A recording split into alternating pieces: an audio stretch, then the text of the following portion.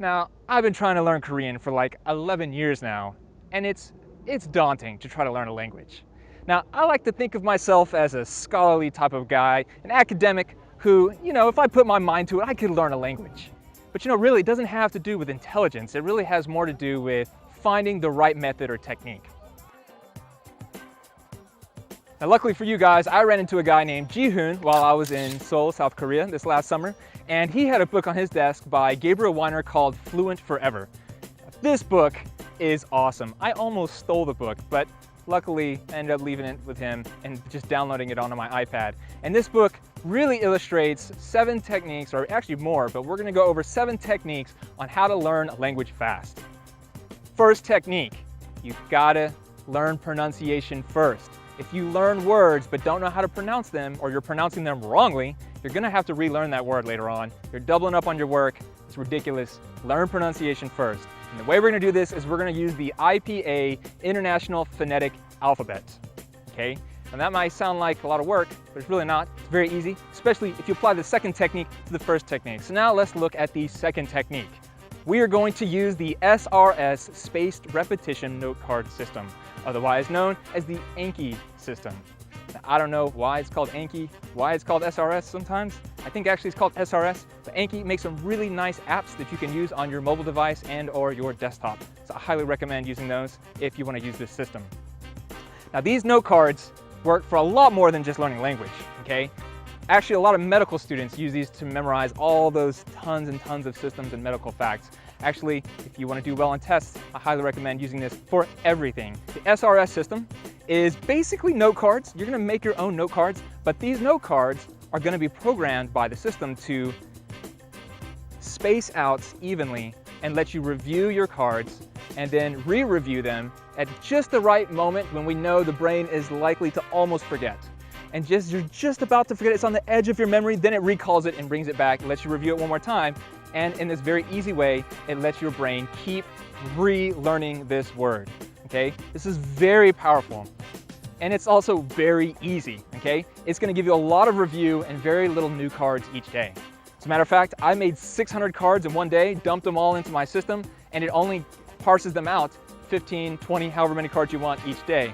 It's letting you review 100. The way I set mine up is I review 100 cards and only 20 of those are new words. So it's slowly introducing new vocabularies, but mostly letting you review old vocabulary.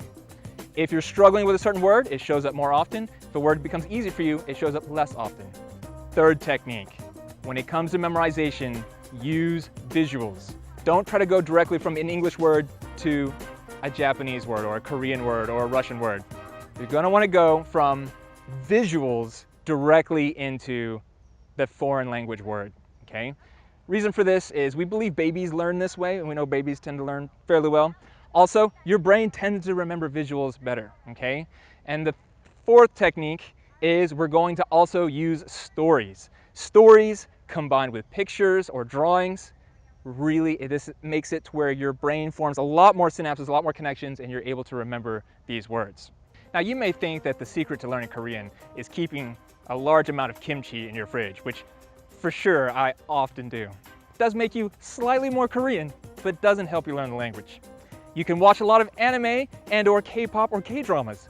Doesn't really help you learn the language. You gotta have a base of knowledge with which to work from. Now, obviously you will learn some cuss words that way, but that's really not the best way to make yourself welcome in a foreign country. So usually when you learn from a textbook, the way that they'll have you learn stuff is they'll give you like a whole list of vocabulary that are all very related. For instance, I don't know, on any given day you might learn colors. And then on another day you learn numbers. By the way, Korean has 2 number systems. Good grief, this is confusing, but whatever. And maybe they give you like a list of animals.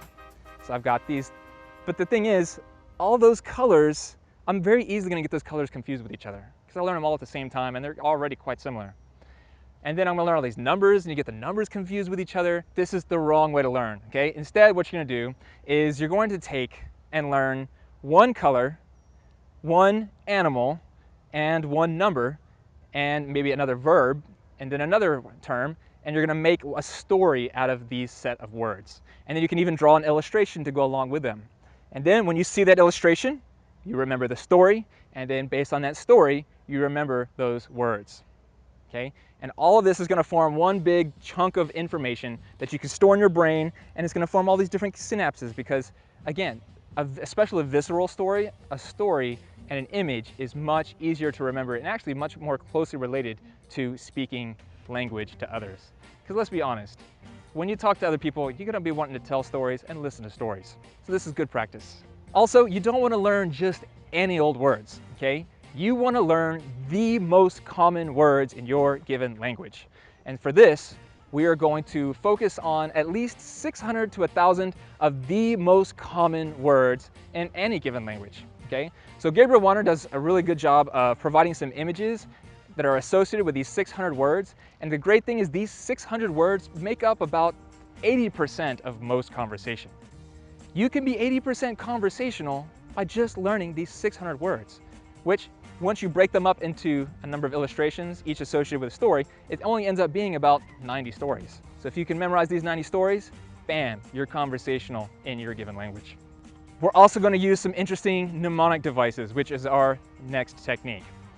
Mnemonic devices or memorization techniques, these are really interesting, very fun ways to create visceral mental experiences with your words, okay?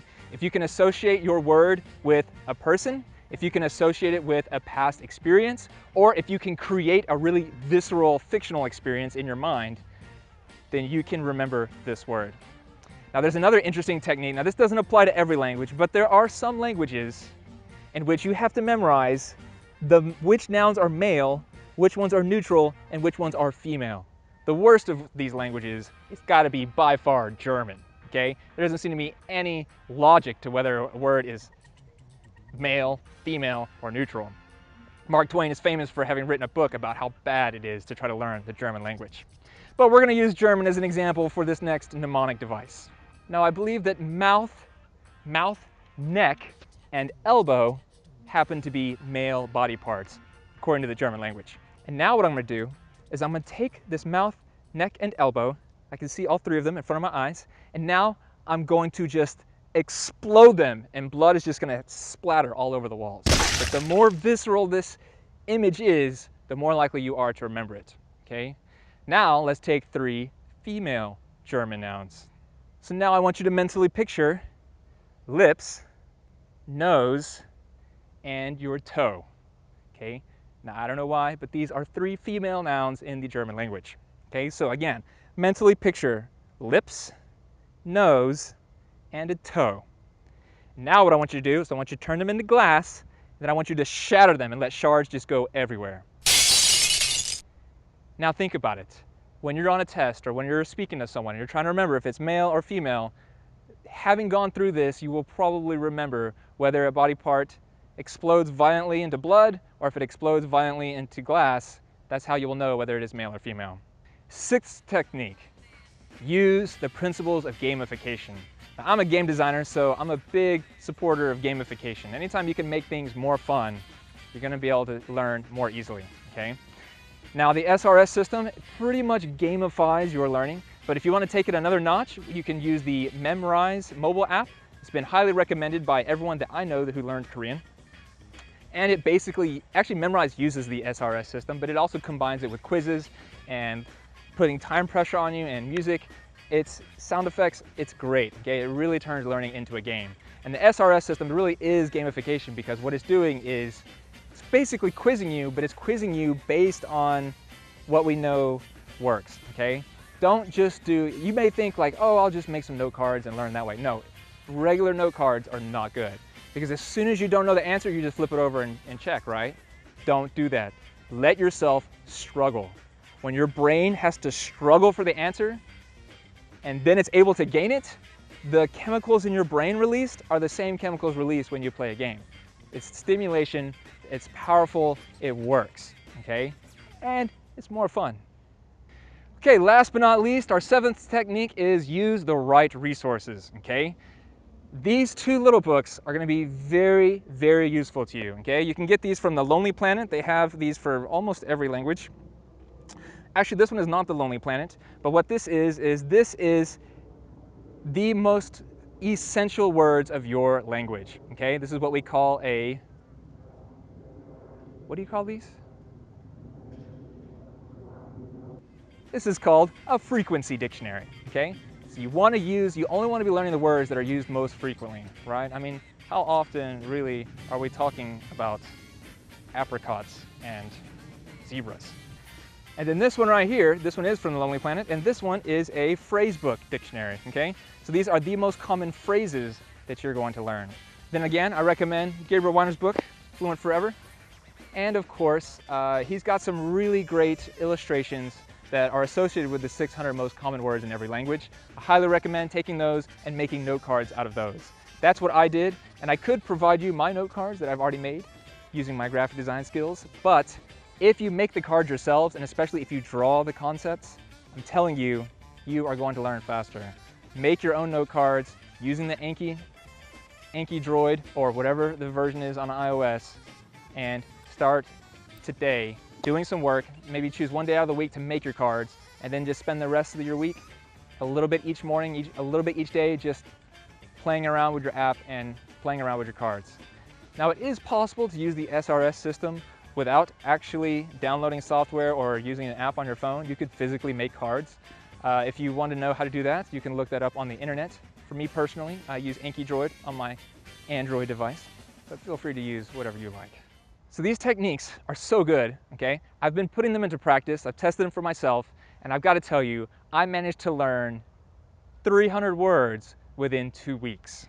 As a matter of fact, right now I'm up to 450 words. Come on, that's worthy of applause.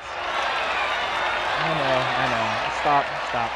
Well, in reality, it's been about 11 years, okay, so I didn't get a chance to go over everything in the book. I might make a video later on, but the reality is I haven't really put everything into practice because I'm still at stage 1 trying to learn 600 to 1,000 words in Korean. In the meantime, definitely download Memorize, get yourself a couple books, start learning your favorite language, and watch a little less K-pop, K-dramas, and Japanese anime. Just saying, it's not always the best thing. It's not always the best use of your time. Also, I want to thank you guys. We reached 100 subscribers. We were able to unlock some of the channel abilities on our YouTube channel. We now have a URL. It is youtube.com/c/bestclassever. And we're hoping to reach 300 subscribers soon, so please subscribe if you haven't already. We will be making more videos. Pastor Sky is already recording more in New York. We are introducing a new guy soon, which we will announce as soon as he's got some videos. And of course, I will keep making videos and look forward to that.